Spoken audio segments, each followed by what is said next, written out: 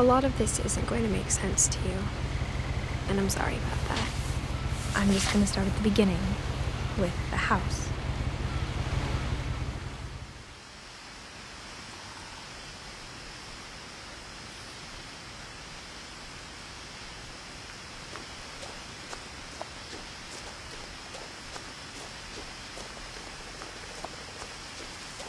I lived here until I was 11, but I wasn't allowed inside half the rooms.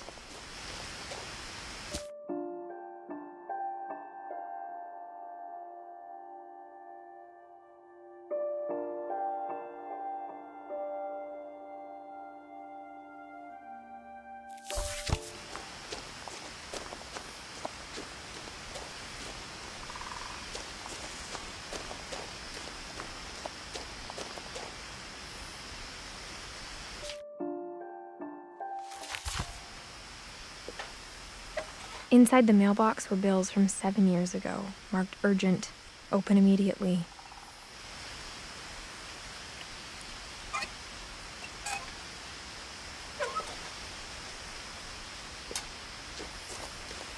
I hadn't been back since my brother Lewis's funeral.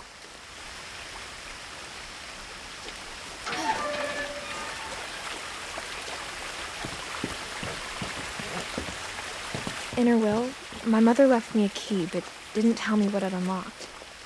Maybe she thought I'd know. Or she thought that the mystery would be enough to bring me back.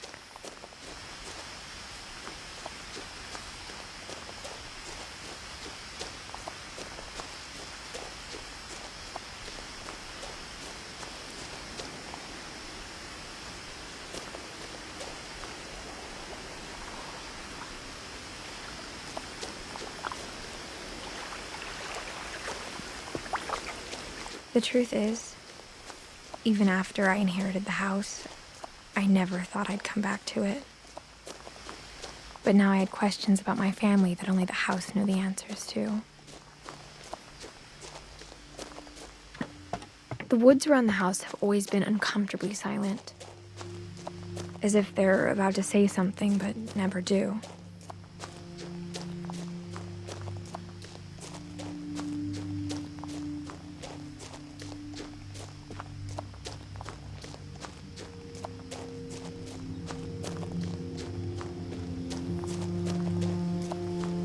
The house was exactly like I remembered it, the way I'd been dreaming about it.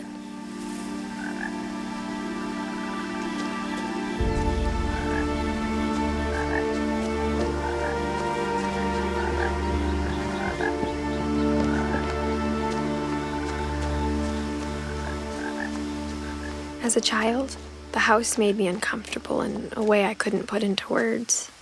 Now, as a 17-year-old, I knew exactly what those words were.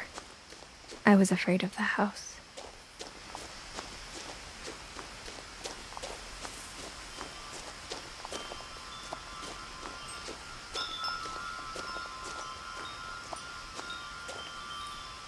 The house felt like it had always been here. Even the swing set was older than my mother.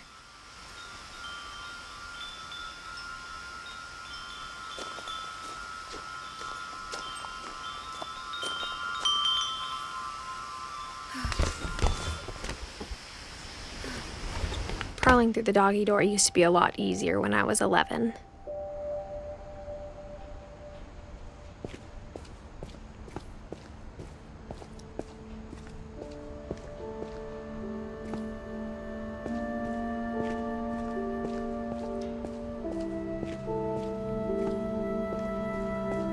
For the first time in years,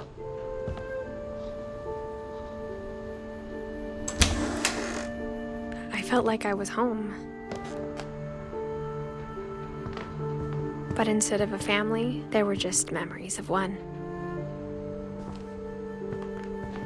Like how only one restaurant would deliver to our house, so we had Chinese a lot.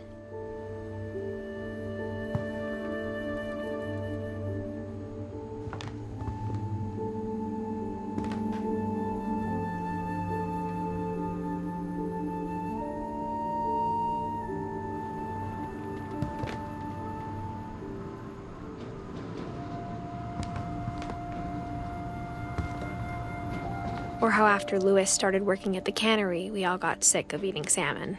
Except our cat, Molly.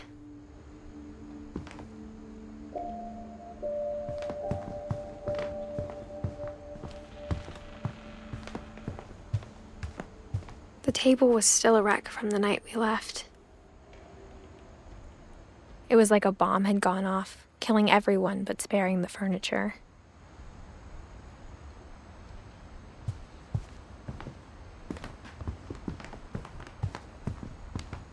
My mom was the only one of us who could imagine Great-Grandma Edie living in a nursing home.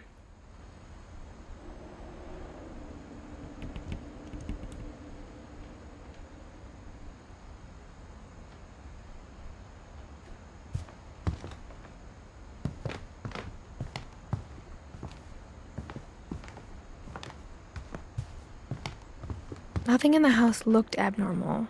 There was just too much of it, like a smile with too many teeth.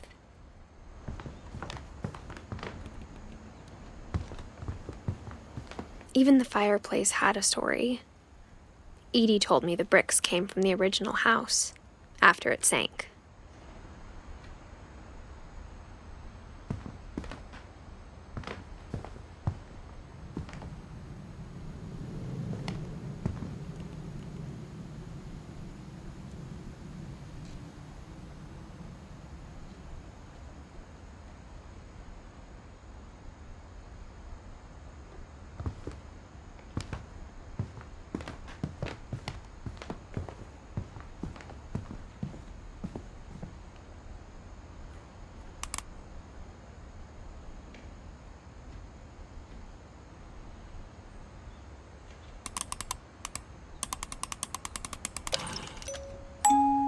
Great-Grandpa Sven built a music box for Barbara, along with the rest of the house.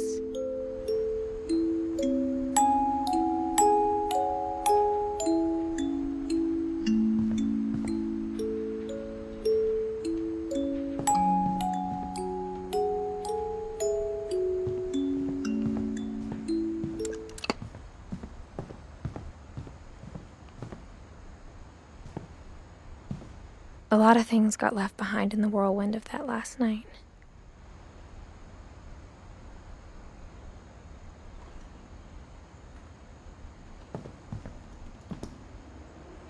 My mom wasn't much of an optimist, but she never stopped believing that my brother Milton was alive.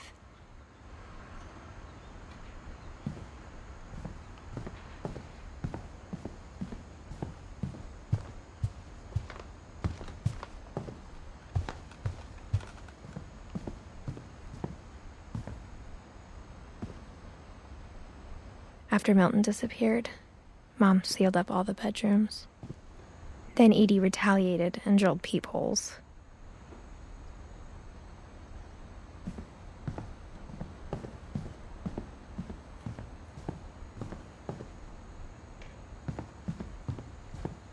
I spent a lot of time playing in Great Uncle Walter's room.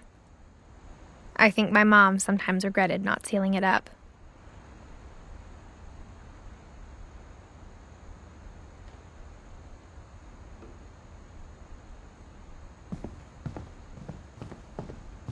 Louis told me there were secret passages, but I never believed him.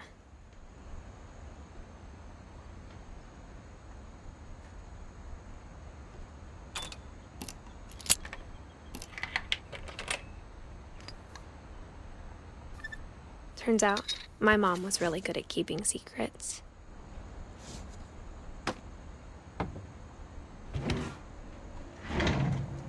Now it was time to find out what my mom had been afraid of.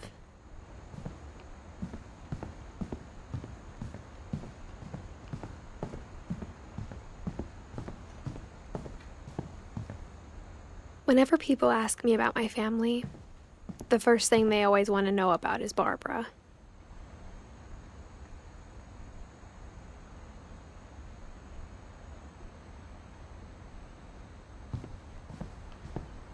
Edie's father, Odin, built the original house.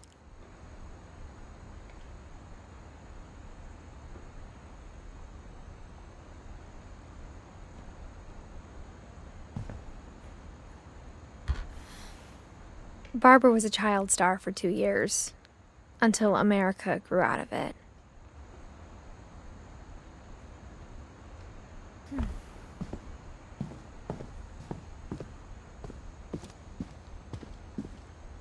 Mom must have locked the third-floor stairs on the night we left.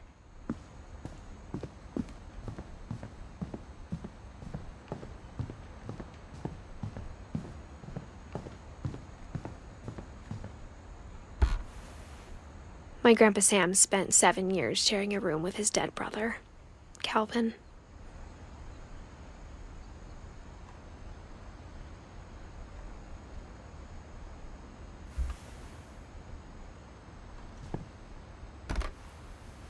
As a kid, I just assumed every house had peepholes and sealed rooms you weren't allowed inside of.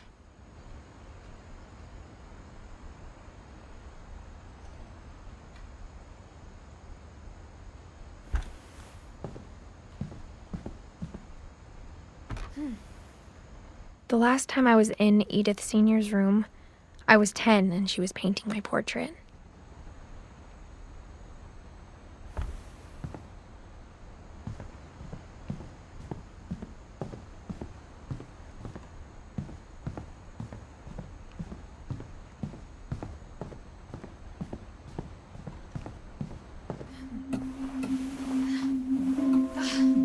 From the paintings on the wall, it was clear my brother Milton had been here before me.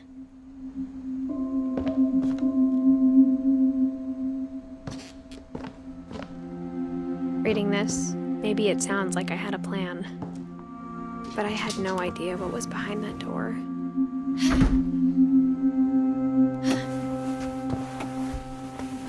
Just like I had no idea where all this was gonna lead.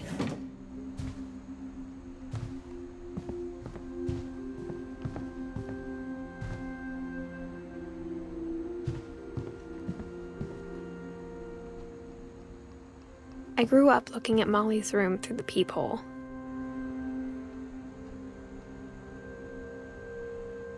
Molly's gerbil had a tiny bedroom with its own even tinier gerbil cage.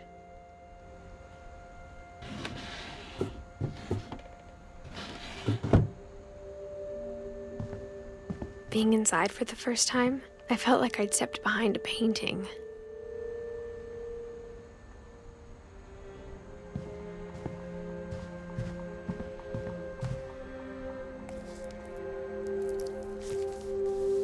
December 13th, 1947. Dear Diary, I'll be gone soon, but I wanted to tell somebody about what's gonna happen. It started when Mom sent me to bed without dinner. I woke up and I was starving, so I looked around for something to eat.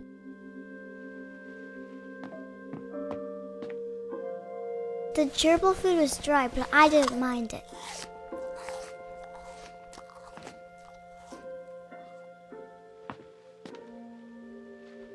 My Halloween candy was all gone.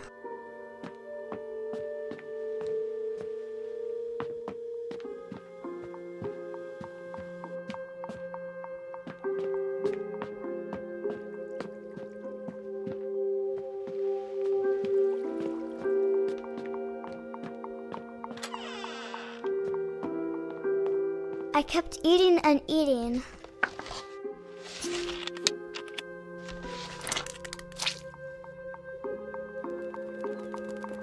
I ate a lot of things that night.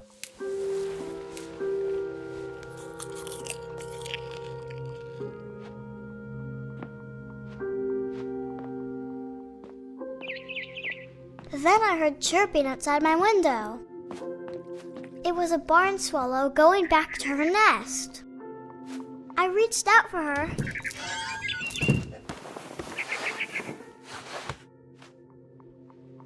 And suddenly, I was a cat.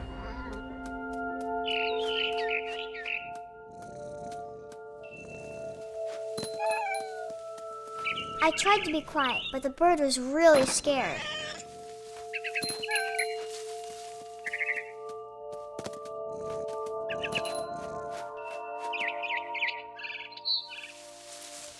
Mom and Dad didn't even look at me.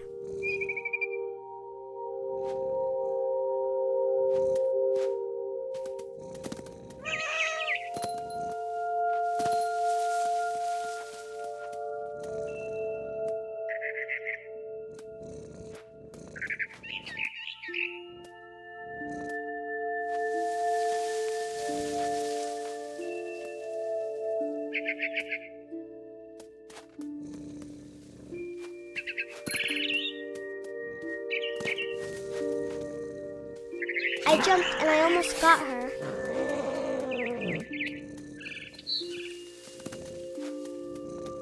I could tell she was getting really tired.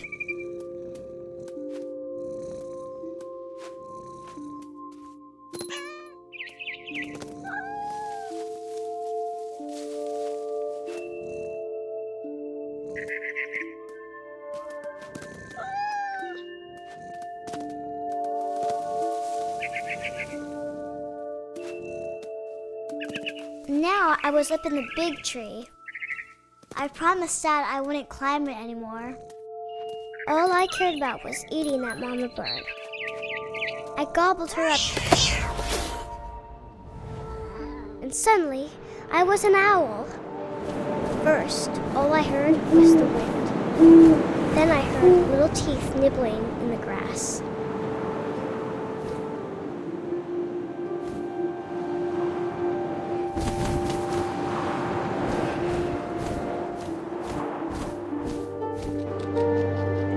Rabbits.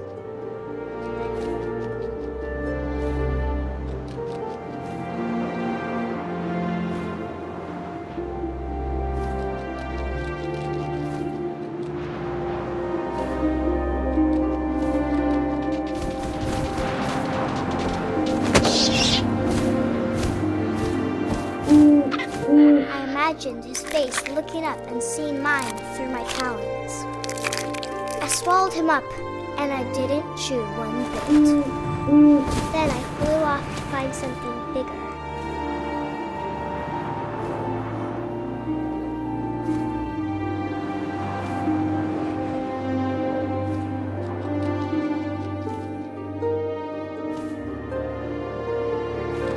A mama rabbit.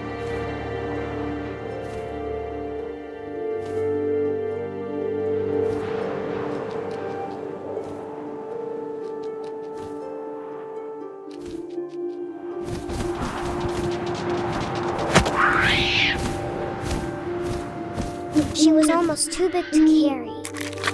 I started choking, but I couldn't stop eating. And suddenly, I was a shark.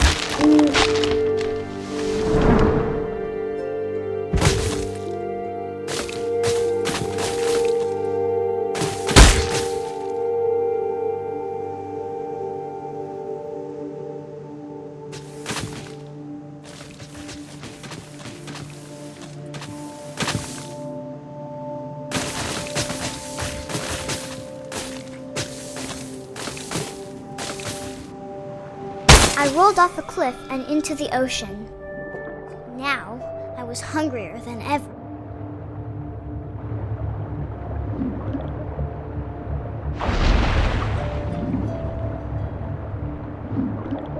I wanted fat, juicy seals.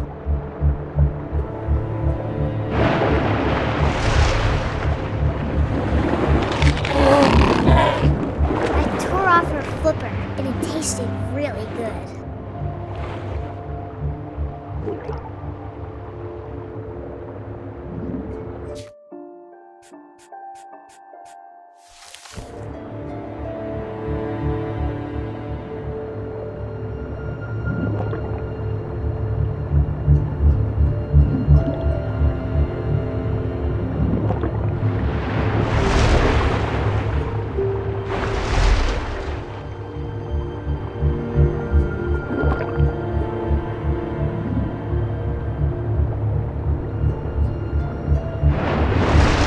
Grabbed on tight. When I was so hungry, I jumped out of the water. When I opened my eyes, everything had changed.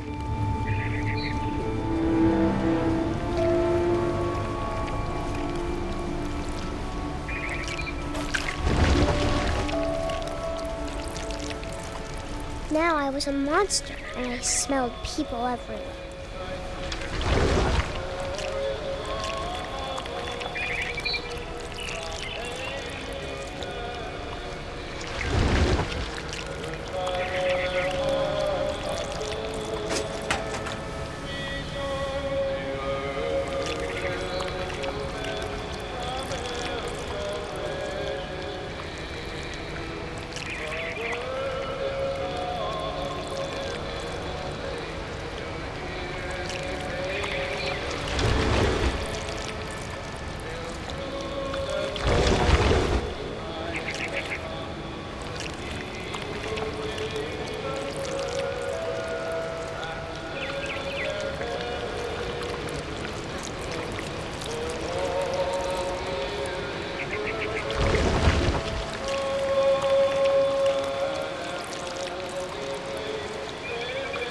I was big, but I moved real quiet.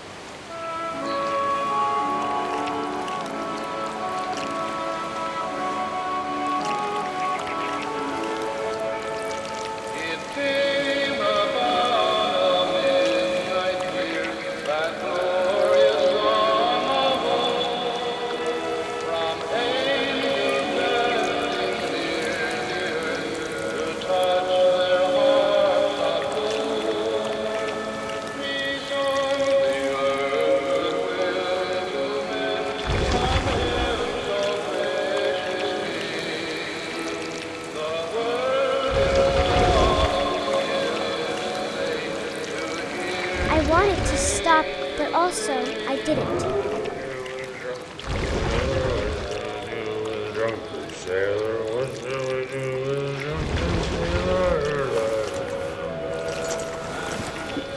His belly was rusty. His belly was rusty. He was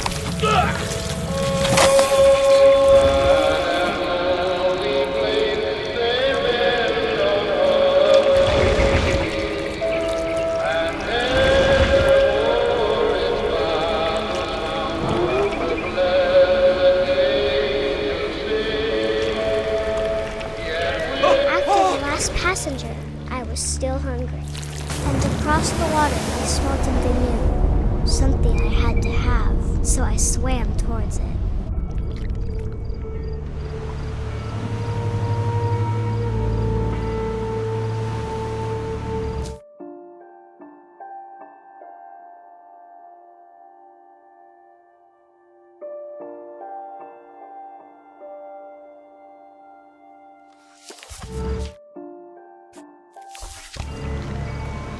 I slithered onto the sand, and the good smell went into an old pipe.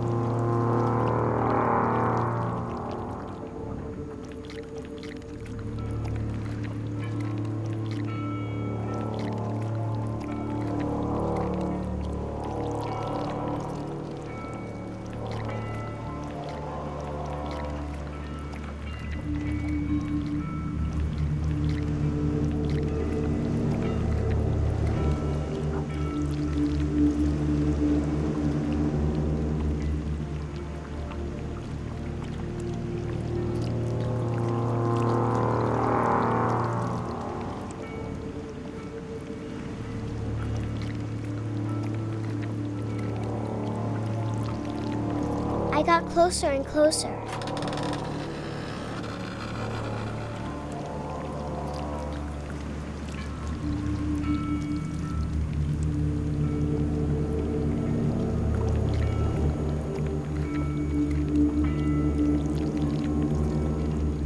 All of my stomach started growling.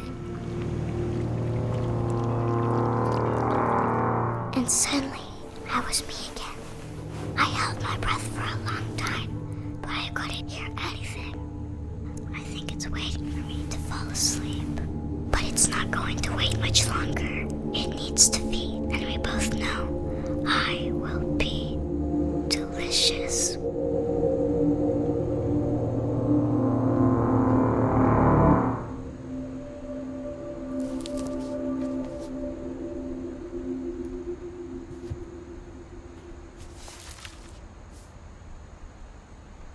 I'm not sure if I believed all of that, but I'm sure Edie would have.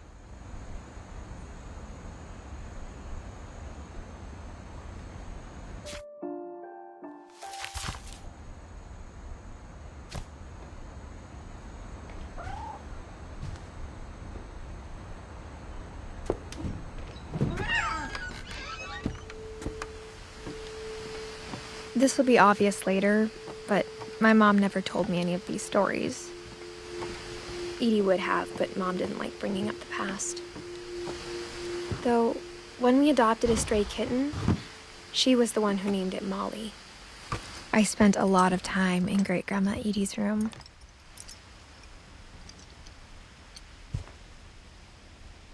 Her room was like a museum.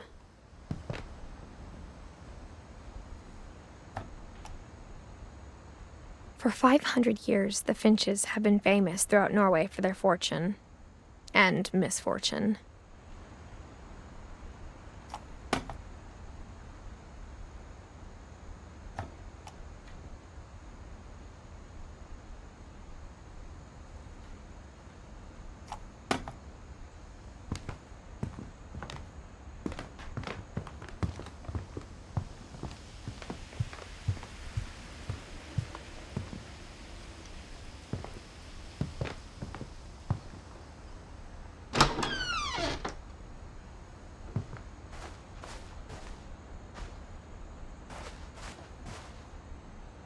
The only trace Grandpa Sam's first wife, Kay, left on the house was the pink bathroom. It was a pretty big trace.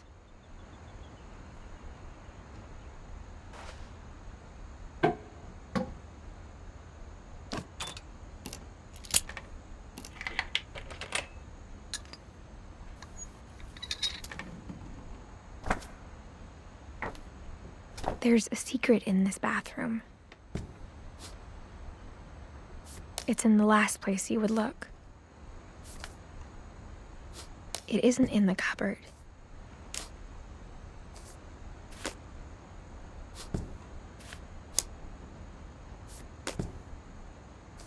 It's hidden in this book.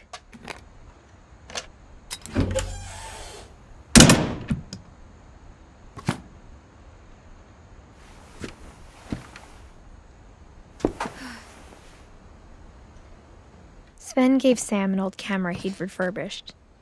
He never put it down.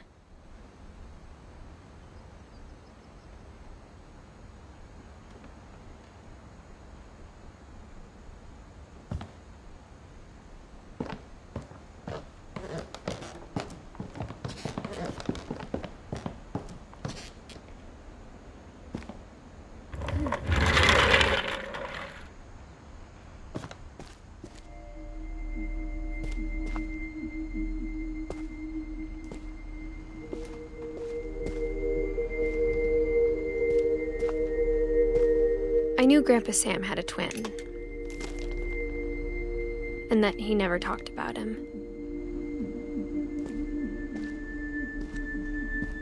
I guess my grandpa didn't like history any more than my mom did.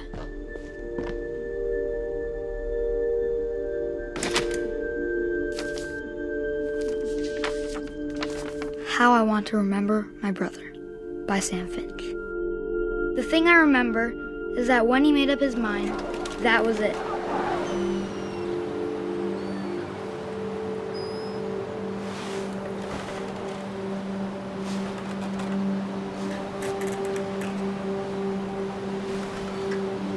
My brother said he'd die before he ate another mushroom, and he did.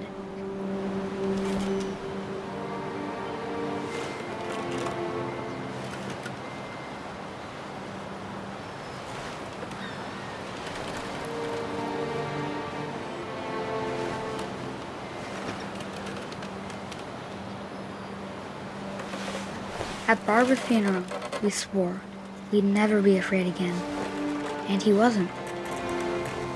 I think Calvin always wanted to fly.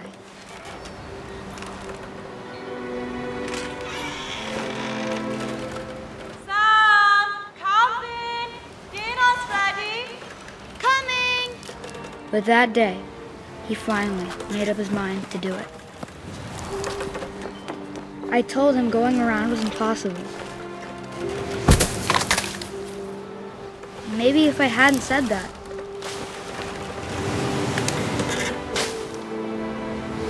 Calvin! I'm not gonna tell you again! Maybe if the wind hadn't picked up. Then maybe he'd still be here. But I doubt it. I think he'd already made up his mind. That's what I want to remember about my brother.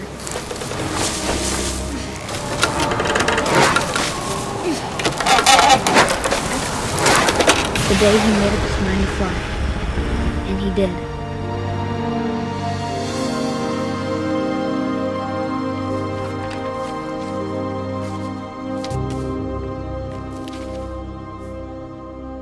Calvin's story felt strangely familiar. When I was younger, I remember trying to do the exact same thing.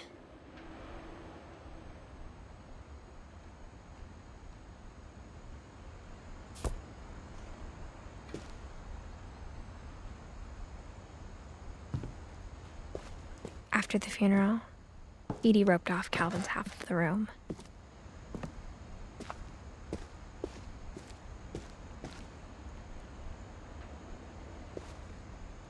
Mom said Grandpa Sam enlisted at 18 and never set foot in the room again.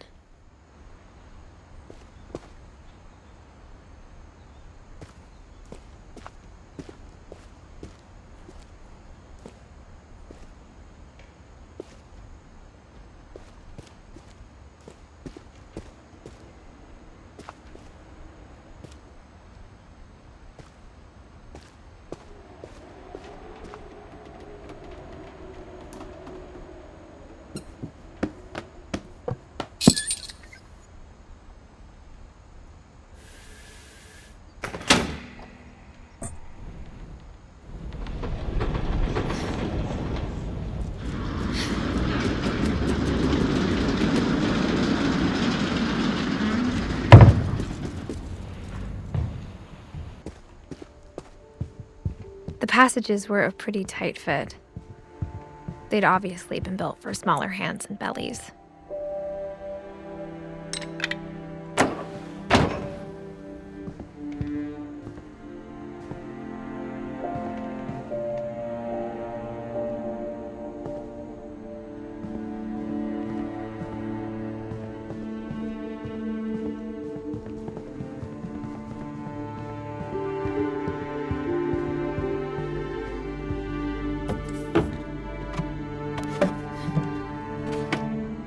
Growing up, I always thought of Barbara as a child star.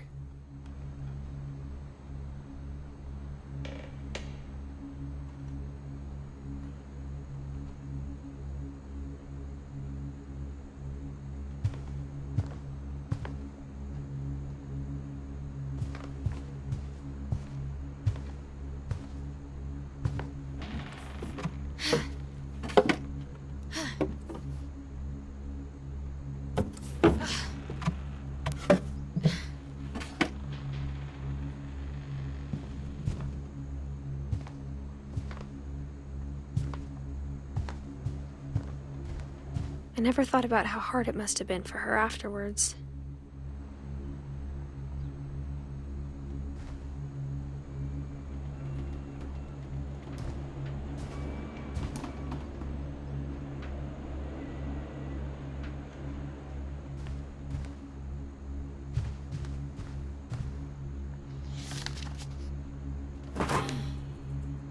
Of all the stories people wrote about Barbara's death, I'm surprised Edie saved this one.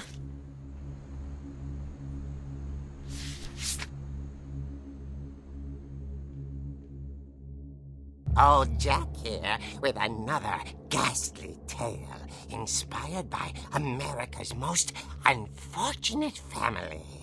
I'm calling it The Surprise Ending of Barbara Finch. As a child star, Barbara was famous for her scream. Now at 16, she was all washed up. A has-been. But in a lucky break, she'd been asked to perform her signature scream at a local convention for monster movie fans. It was just the boost her career needed. Unfortunately, her scream hadn't aged well. Getting better. I think you just need the right motivation. Her biggest fan and current boyfriend, Rick, was about to demonstrate when... Now that was a great scream. It was Barbara's father, Sven. He'd slipped into a table saw and had to be rushed to the emergency room.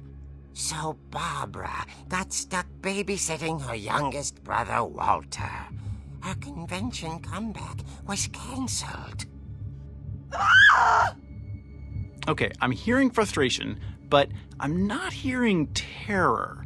What if I tried... A gang of hoodlums in Halloween masks have been terrorizing Orcas Island tonight. Police are urging residents to... That came from the basement. You're right! Also, I loved your delivery on that. Why is your basement door locked? Because my dad likes making puzzles and secret passages. There's a key hidden in the music box. The secret is to keep winding and winding until finally the key pops out. Thanks, babe. I'll be back in a sec.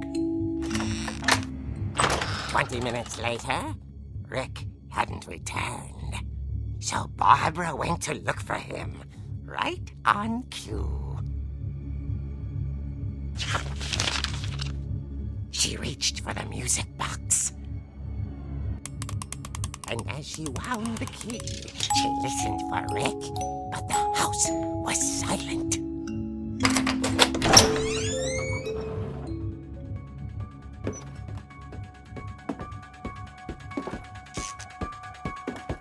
She found Rick's crutch and imagined the worst.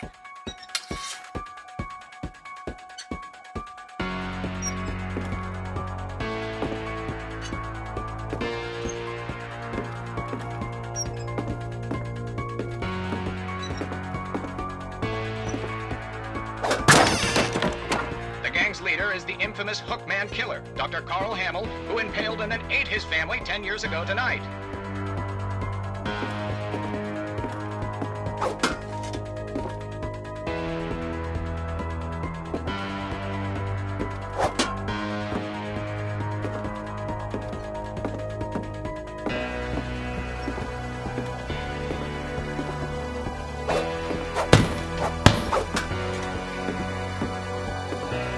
The old fridge rattled and grew still.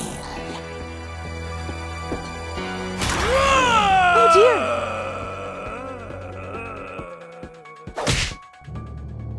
Oh! Rick? Barb, relax. I was just trying to scare you to help you find your scream. Well, I'm not scared, Rick. I'm furious. Then act furious. All I'm getting from you now is that you're hurt and confused and She threw him out, but she kept a little something to remember him by. Barb, have you seen my other crutch? And she was still holding it when she fell asleep watching the late picture show. Hours later... Barbara! Walter, what's going on up there? Ah! Okay, I'm coming up, but if this is a trick, you're dead, Walter.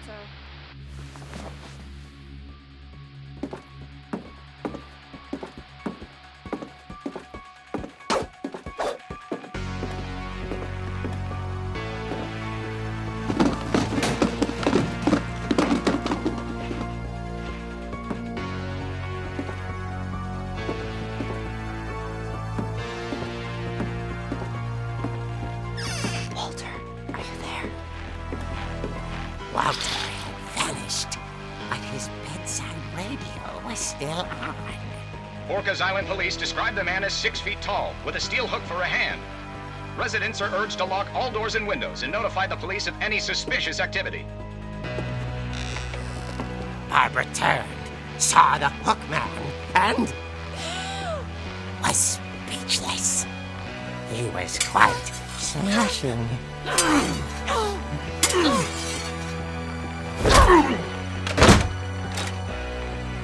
And he was. He couldn't get enough of Barbara. Okay, Barbara, there's gotta be another way out of here.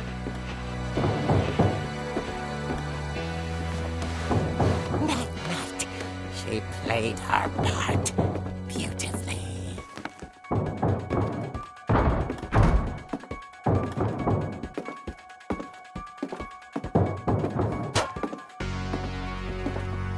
Molly's door hadn't been opened in years. The hinges groaned.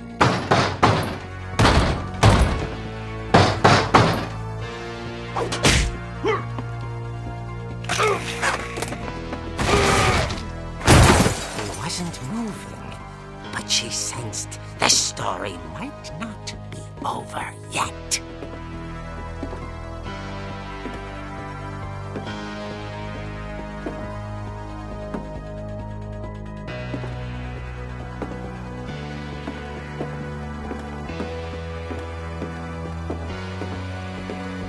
The hookman had vanished.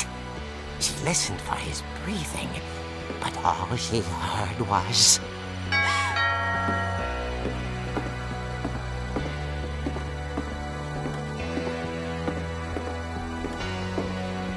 At the door, she heard whispering.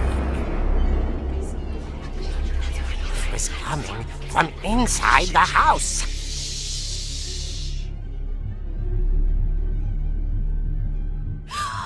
Oh dear. The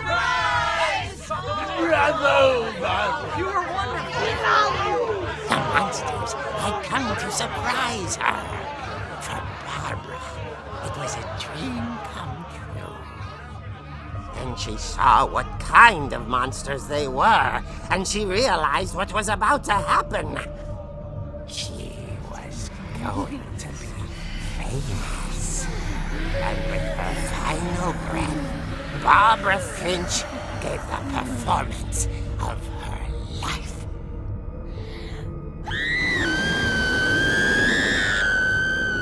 I wasn't there myself, but I hear Barbara was magnificent. Poor girl. She had a taste for stardom. But unfortunately, so did her fans. Of course, the police blamed it all on poor Rick, who disappeared the same night. And little Walter? Hiding under his bed the whole time. He took it all pretty hard, but that's another story. As for Barbara, tucked inside the music box was all they ever found of her. Her ear. Now that's what I call a real eerie tale.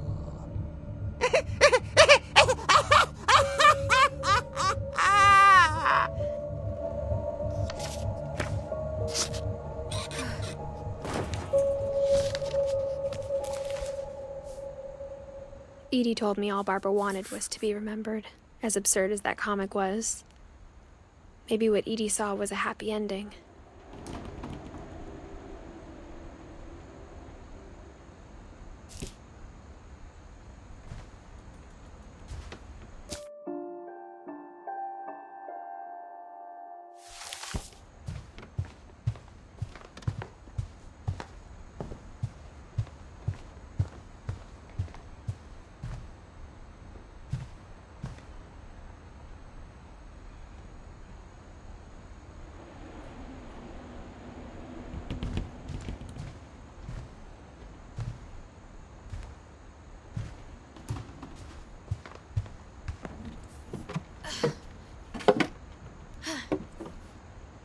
I guess now I know why Mom didn't like me playing with the music box.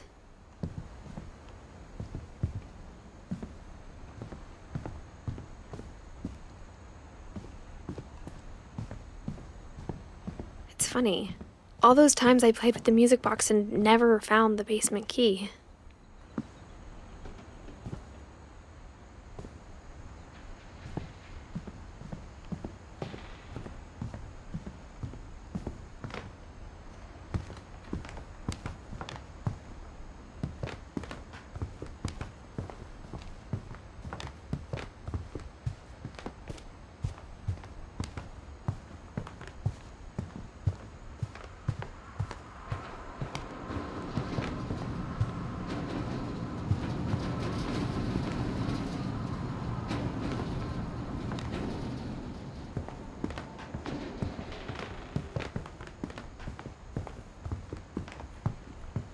I wonder if that comic was right about there being a key inside the music box near the basement.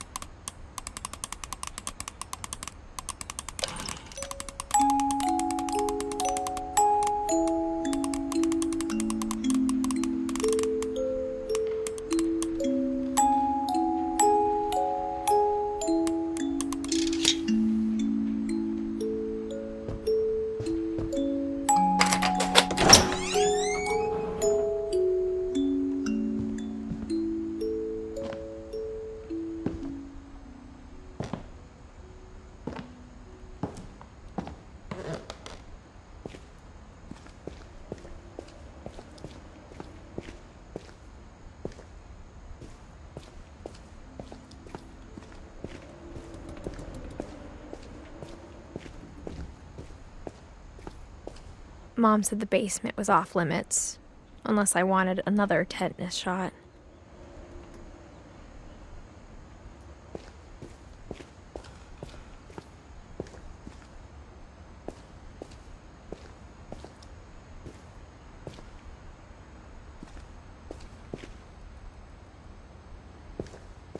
I saw Edie sneak down to the basement once, carrying packages.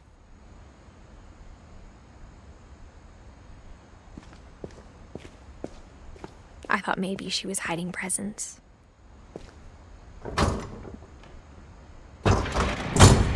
It turned out she was hiding a lot more than that.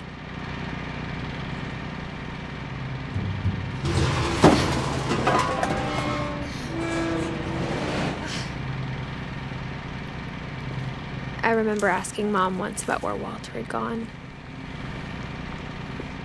She said after Barbara died, he got as far away as he could. If there's a pattern in all these stories, I think it's that none of us has gotten very far.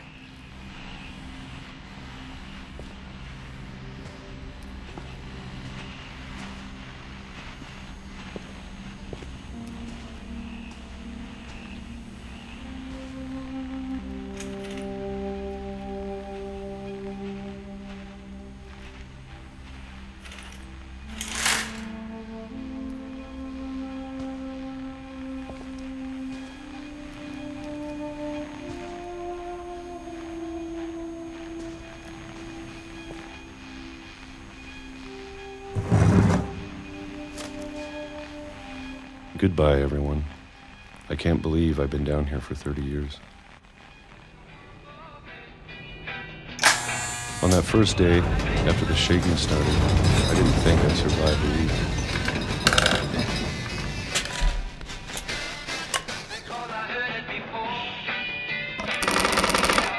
But after a few days, I settled into a routine. That's what kept me sane.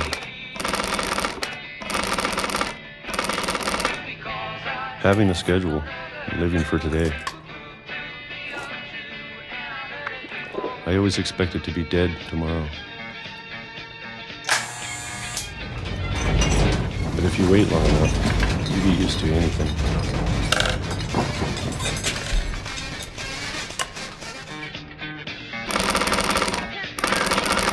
Even a monster on the other side of the door starts to feel normal. Almost friendly.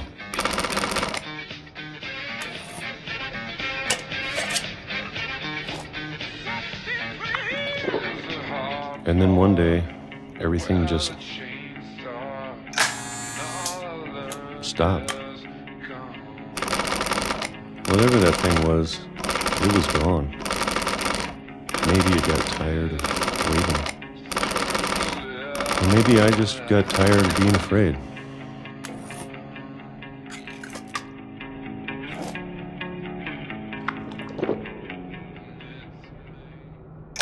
It's been a week now, the longest in 30 years. I'm done waiting. I have to leave while I still can.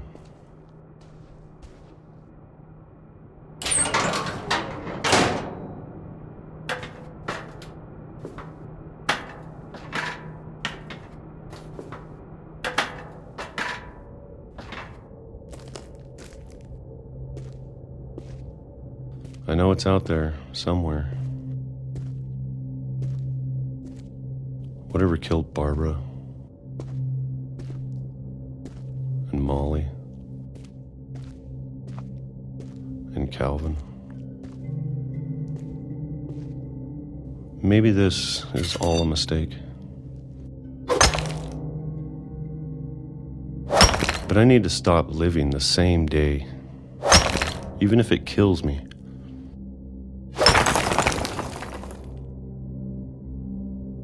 Whatever's out there, I want you to know I'm ready for it.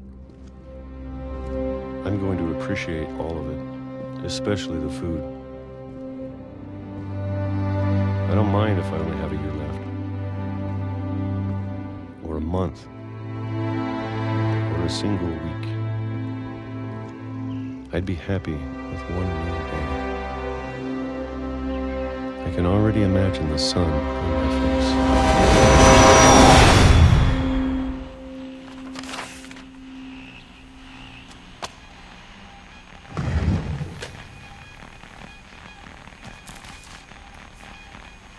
Walter died when I was 6. I can't believe my mom never told me he was down here.